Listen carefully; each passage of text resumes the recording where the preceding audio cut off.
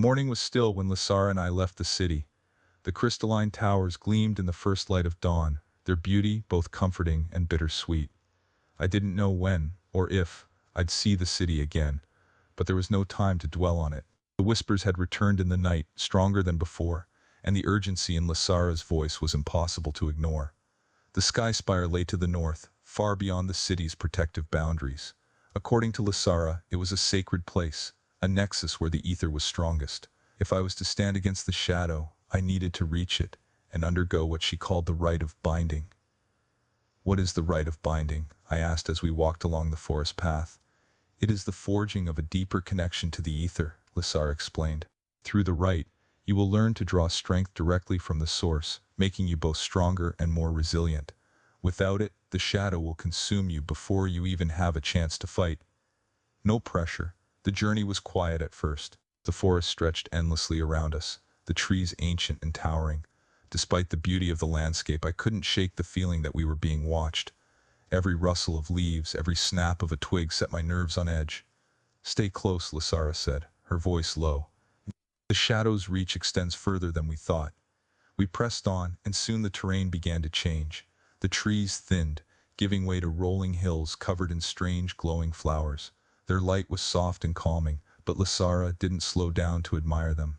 "These lands are unclaimed," she said. "The ether flows freely here, but so does the corruption. Be vigilant."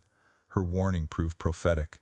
By midday we encountered our first obstacle, a massive ravine, its edges crumbling and unstable. A narrow bridge spanned the gap, but it was old and rickety, swaying dangerously in the wind. "I'll go first," Lasara said, stepping onto the bridge. Her movements were graceful and sure, and the bridge held under her weight. When it was my turn, I hesitated.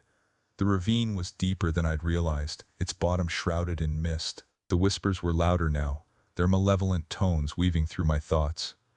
"Move, Nico," Lasara called from the other side. I took a deep breath and stepped onto the bridge.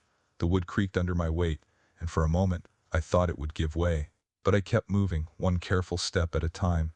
Halfway across, the whispers surged.